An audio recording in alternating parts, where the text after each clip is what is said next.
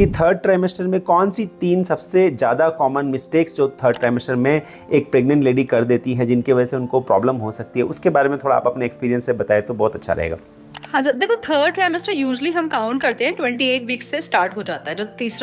तीसरी तिमाही बोलते हैं हम, तो 28 वीक से स्टार्ट हो जाता है। 28 वीक स्टार्ट होने के बाद जो जितने भी कॉम्प्लिकेशंस हैं प्रेगनेंसी में, है ना, चाहे वो मेडिकल कॉम्प्लिकेशन हो चाहे ऑब्स्टेटिकल कॉम्प्लिकेशंस हो, जैसे बीपी है, शुगर है, या कोई अंदर ब्लीडिंग हो रही है, पानी कम हो रहा है, बच्चे का ग्रोथ नहीं बढ़ रहा है, बच्चे को फ्लो कम जा रहा है, ब्लड फ्लो कम जा रहा है, तो ये सब चीज़ें generally most commonly third trimester से स्टार्ट होती है। एंड मोस्ट कॉमनली हम यही गलती करते हैं कि हम टाइम से डॉक्टर के पास नहीं पहुंचते, तो हम इस चीज़ को इग्नोर कर देते हैं। हमें लगता है कि एक सोनोग्राफी हो गई, हम 9 मंथ में एक और सोनोग्राफी करा लेंगे, उतना ही विजिट काफ़ी है, तो उसमें काफ़ी सारी चीज़ें प्रॉब्लम आती हैं। तो जनरली थर्ड ट्राइमेस्टर के बाद जो WHO का रिकमेंडेशन है वो तो ये बोलता है कि 28 वीक्स के बाद आप हर 2 हफ्ते पे डॉक्टर के से मिलो, और 28 वीक्स से लेकर 36 वीक्स तक, मतलब 9th मंथ के स्टार्टिंग तक आप हर 2 हफ्ते पे डॉक्टर से मिलो, अपना वो कराओ, बीपी कराओ, शुगर कराओ, रेगुलर चेकअप कराओ, हार्ट बीट दिखाओ, और अकॉर्डिंगली जो भी डॉक्टर आपके इन्वेस्टिगेशंस लिखते हैं, ब्लड के हैं या सोनोग्राफी है, वो आप कराते रहो।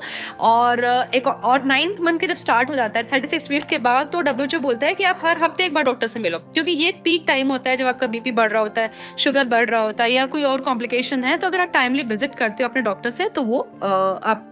टाइम से स्क्रीन हो जाता है। सेकेंड मोस्ट इंपॉर्टेंट गलती जो करते हैं मदर्स, वो होता है बेबी मूवमेंट को सही से ट्रैक नहीं करना। ये थर्ड ट्राइमेस्टर में इंपॉर्टेंट हो जाता है। बेबी मूवमेंट ऑब्वियसली एक बहुत मतलब एक part of wellbeing of foetus होता है कि अगर बच्चा अंदर अच्छा है तो अच्छे से मूव करते रहना चाहिए, ठीक है, तो वो एक इंपॉर्टेंट चीज़ होता है कि पर्टिकुलरली अगर आप 8th और 9th मंथ में है तो बेबी मूवमेंट को सही से ट्रैक करना बहुत इंपॉर्टेंट होता है। एंड थर्ड इंपॉर्टेंट चीज़ होती है मोबिलिटी, है ना, मतलब बहुत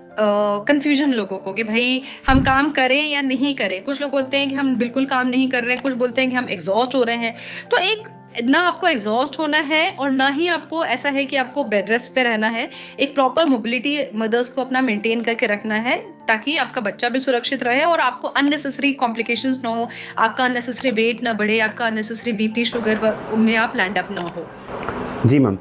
एक और क्वेश्चन ये रहता है कि थर्ड ट्राइमेस्टर में किस तरह का खाना चाहिए, क्योंकि इंडिया में हमेशा फूड को लेकर बहुत ज़्यादा मिथ और मिसबिलीफ्स रहती हैं, डाउट्स भी रहता है कि ये ना खाएं वो ना खाएं। और मैंने भी ये सुना है कि थर्ड ट्राइमेस्टर में जो मदर्स को पेट है भारी होने की वजह से या पेट बड़ा होने की वजह से रिफ्लक्स वगैरह भी बहुत प्रॉब्लम्स होती हैं, तो क्या प्रॉब्लम्स होती है फूड रिलेटेड और कैसे उनसे बचना चाहिए? हाँ देखो, प्रॉब्लम्स तो डेफिनेटली होता ही है, क्योंकि अब जैसे यूट्रस बड़ा हो रहा है, तो जब यूट्रस का साइज बढ़ना शुरू हो जाता है तो वो पीछे के सारे जो हमारे गट है उसको कंप्रेशन इफेक्ट डालना शुरू हो जाता है। एंड सेकेंड इंपॉर्टेंट चीज होती है कि प्रोजेस्टेरोन इफेक्ट हमारा पीक इफेक्ट पे, तो उसकी वजह से भी गट मोटिलिटी कम रहती है ना। तो नोजिया, वोमिटिंग, कॉन्स्टिपेशन ये एक रेगुलर प्रॉब्लम है जो हम फेस करते ही हैं, थर्ड ट्राइमेस्टर में हम फेस करते हैं। तो अब हमें क्या ध्यान रखना है, इस समय जो थर्ड ट्राइमेस्टर में है ना, बेबी का वेट बहुत तेजी से ग्रो होना शुरू कर देता है, तो मदर को अच्छी डाइट भी लेना है। डाइट इन द सेंस आपको सिर्फ कैलोरी पे नहीं रखना है। आपकी अच्छी डाइट का मतलब है उसमें कार्ब्स के अलावा प्रोटीन हो, ग्रीन वेजिटेबल्स हो, डेली जो भी मौसमी फ्रूट हो वो हो,